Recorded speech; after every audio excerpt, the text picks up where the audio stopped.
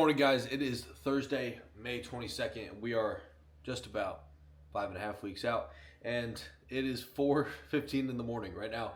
I'm doing a morning session because I have a jam-packed evening and afternoon. I have family in town, so I am shifting my workout to the morning, so we're going to be training and doing cardio this morning.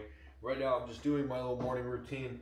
I have a few of these bait and tackle boxes, whatever they are. I bought them on Amazon, and this makes my supplement routine very structured and easy because all of my pills are all in the same place, right? So I have my morning pills, my pre-sleep stack pills. I have all of this on my Savage in a Suit community of all the supplements that I take and basically what each supplement does, reason for taking them, not just taking supplements and throwing a bunch at your body that you don't need, but things that you can use to get the right outcome with your body. And right now I have a little morning stack with some taurine, some citrus bergamot, and we're about to go train. So I'm going to be taking my pre-workout right before I eat this meal. And so the morning right now, I got up a bit early, got up just before 4 a.m. My body just kind of woke me up, and then I have my alarm go off at 4. And we are training back and delts this morning. So I'm actually very excited to train as early as it is. I'm excited to go get the training session in.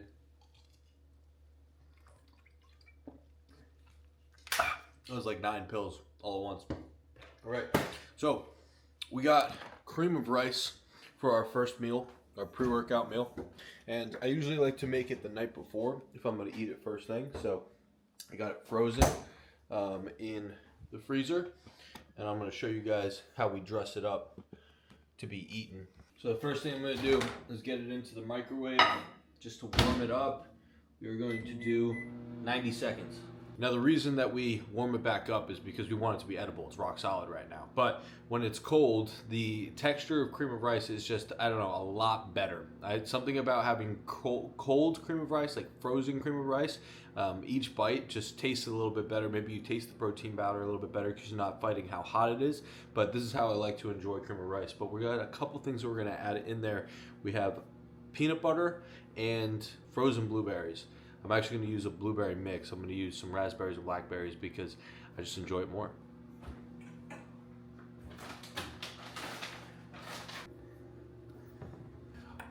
I'll often get the question, what time I have to go to bed to wake up at this time? And I was in bed by 8:45 last night. So went to bed, fell asleep about 9 o'clock, woke up at 4. So roughly 7 hours in bed. Now that's not perfect, that's not ideal, that's not what I necessarily want. I'd like to get the 8 hours, but 7 hours is fine and actually a pretty good hit for me, being able to get that much sleep in one night during the middle of the work week.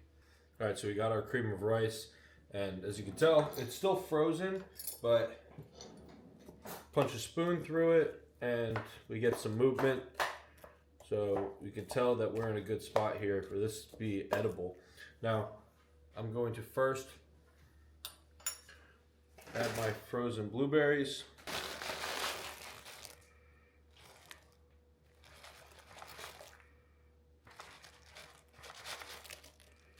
Oh, we're a little over. I'm just going to pull that out. That's okay. All right. So as you can see, we had our 80 grams. Now, we have our Teddy's peanut butter, which I'm going to mix up a little bit because it's got to be mixed up right now.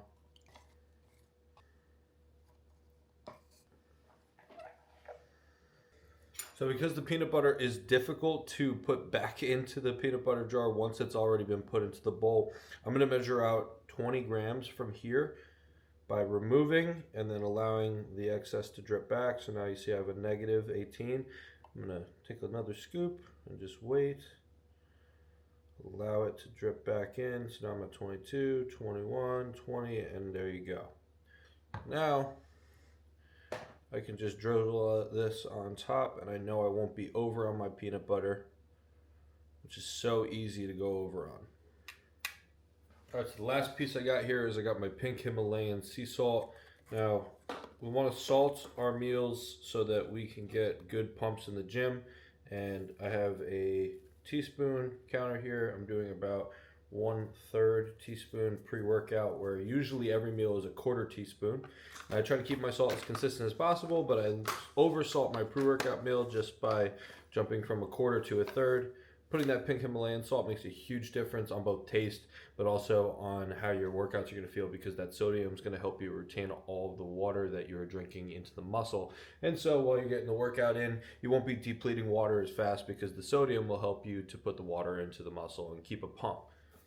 All right, so we have our pre-workout meal. Everything is perfect. It is 4:20, and what I like to do is grab my laptop and crank out a ton of work, either just like reading news, reading articles, sending out emails, getting myself ready for the day. And when you work in finance, the markets are always changing, right? So you constantly need to stay updated. I have a few resources that I'll use. I'll use Bloomberg, I'll use Seeking Alpha. Refinitiv is the platform that we use as well internally, and FactSet. So all these platforms are super extensive. There's great articles to read. There's a lot of different resources packed into something like a FactSet or Refinitiv.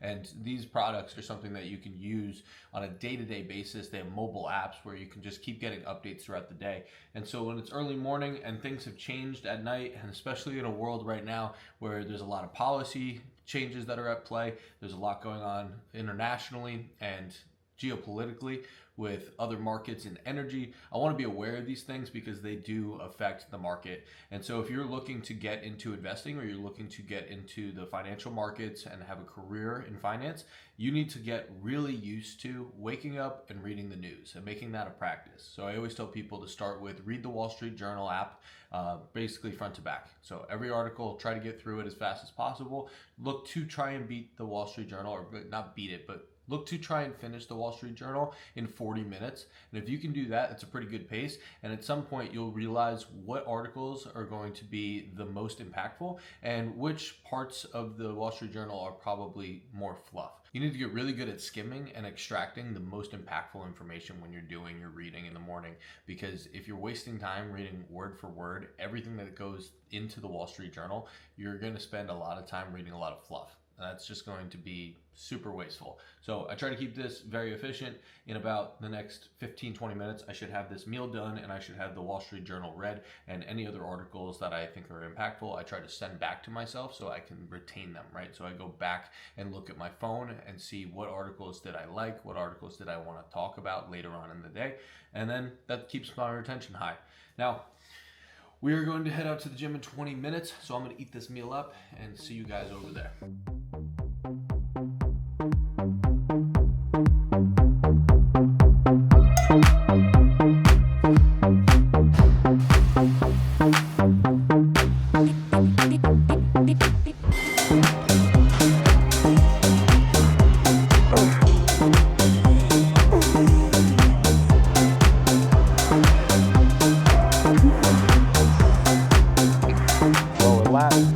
But trying to be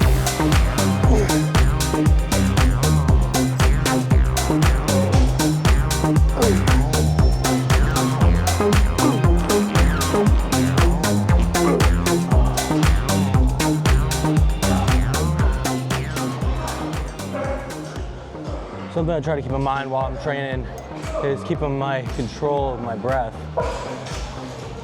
You can control your breath, control the heart rate, and you can recover better from the training. And every time you do a set, you should be able to take your heart rate to that max potential, being able to push everything you have in that set. And then you need to be able to recover, take a step back. Right now I'm monitoring my heart rate as it comes down to under 120 before I go do another set, because I know that I have the ability to spike the heart rate back up and give as much ATB and energy into the next set. 126, 125, 122, 119. Set 2, let's go.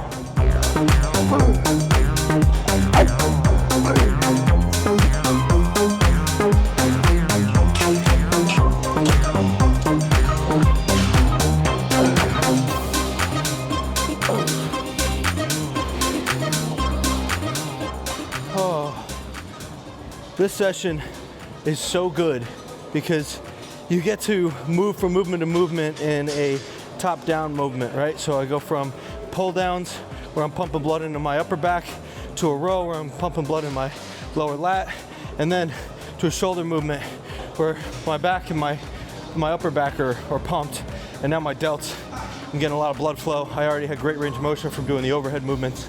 Now, we are done with the shoulder portion, and now we just crush arms.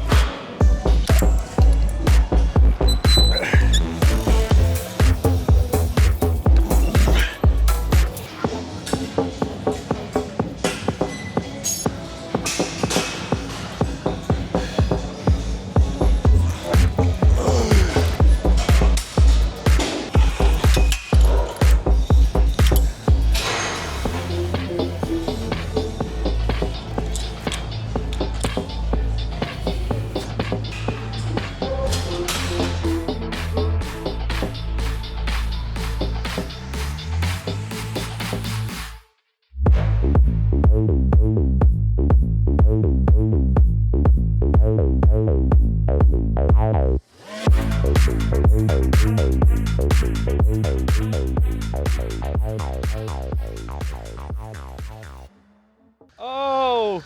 It ain't a V though. I love driving that V, man. It was way too long, but that car is dope. We finished up training in iron culture. Now we gotta head to the dirty city. That gritty city. Don't make that money. Let's go, baby. Little rain can't hurt. All right, heading off to the office. I had to run back upstairs because I forgot this little umbrella thing that's probably gonna get flipped inside out, as it should, right? That's just the way it goes. Northeast, the weather is still wild card when it's May. So I love when everybody gets all hyped up for Memorial Day weekend. I get plenty hyped up for Memorial Day weekend. It's just like, love the summer. However, it ain't really summer yet. Like, why did I leave Florida? The concept of daily deposits. This might be called dollar cost averaging in investing, but in life, and in everything that you do, the daily deposits of putting in effort and to learning and to absorbing information and to putting in that little extra bit every single day with consistency is how you get anywhere.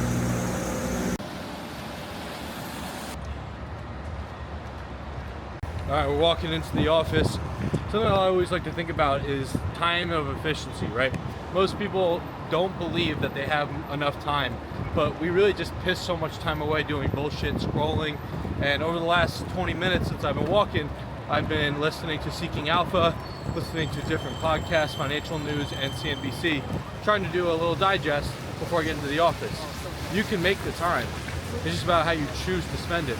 And most people will just spend it checking Instagram and Snapchat and TikTok and all of these platforms, just brain rot. And everything that you consume is what you are. That's what your diet, that's what your digital diet, that's in your life. All right, guys, we are headed back to New Jersey. It's been a long day in the city, I'm gonna tell you right now. Not only is it raining out here, but work has been so busy. I've been on the phone so much, doing a lot of trading, doing a lot of planning, and just got a lot of new things going on, which is also good. But your boy is definitely a little tapped out. It's been a long trek for the last couple weeks, and I'm just glad that I'm not going to be traveling over the next couple weeks as I get closer and closer to the show. And what I do notice is that although the brain fog and fatigue haven't really set in, it's definitely where my energy levels are just not quite as high, later in the day. Like, I basically start out pretty hot, and the later in the day it gets, and the less carbs I have, the more my body is just saying, bro, you got to tap out and go take a nap. Which I've done before, where, it's just about understanding your tempo and rhythm throughout the day and being able to step away and go take a nap, which requires me to give somebody else the control to be able to take care of things while I step away for 20 minutes. But one thing I would mention, a lot of people reaching out to me trying to find jobs in the finance industry, and it certainly is a tough market in finance. So a few things that I would say will give people an edge if they were to apply this is, if you don't have great work experience or great internship experience, taking Wall Street prep courses on Wall Street prep would actually help you to kind of bridge the gap between the things that you don't know and the things that you will need to know when you do apply for these jobs and then inevitably get the jobs, right? So they're not going to employ unqualified people, right? So if you don't go to a target school and you don't have those internship experiences that are going to lead you to have that type of knowledge base, you should be doing a course in your off time that helps you to build that repertoire, build that knowledge base that's going to help you to get there. And this is part of the concept that I've come up with called grow and show, right? So there are different phases of your life in which you need to focus on growth, where you're growing at a certain skill, where you're collecting skills and you're doing skill acquisition, right? Self-investment. And then there are times at which you have done the growth and now you can show it, right? So I think being able to evaluate at which phase you're in, where you're either growing skill sets and building your base and getting the knowledge or getting the skills in place to go and do the job that you need to do to build your income, to build that business, to build towards that career path that you need, versus the showing, right? Where you actually need to show your stuff, strut your stuff, right? It's between practice and game day.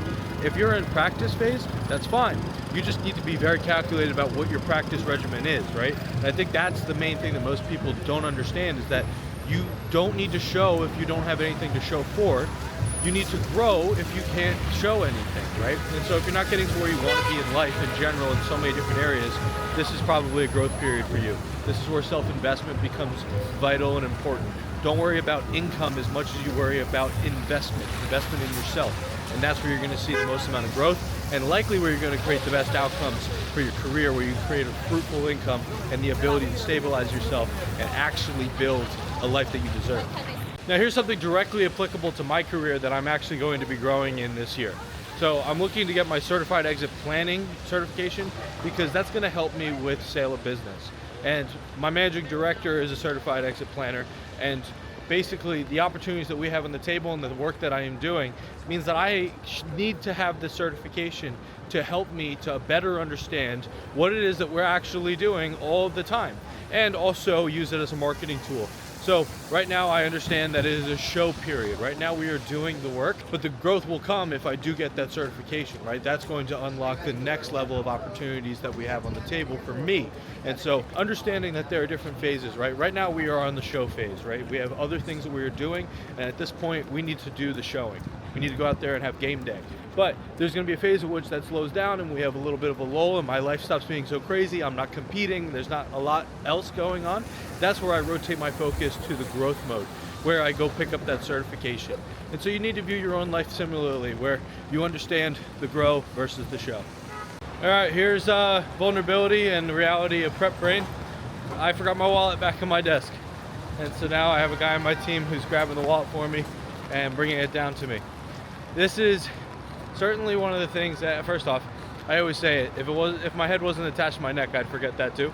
But one of the most frustrating things is obviously trying to manage, and I got a lot on my plate and I try not to forget work related things, and then sometimes that puts personal things and accountability of my personal items on the back burner.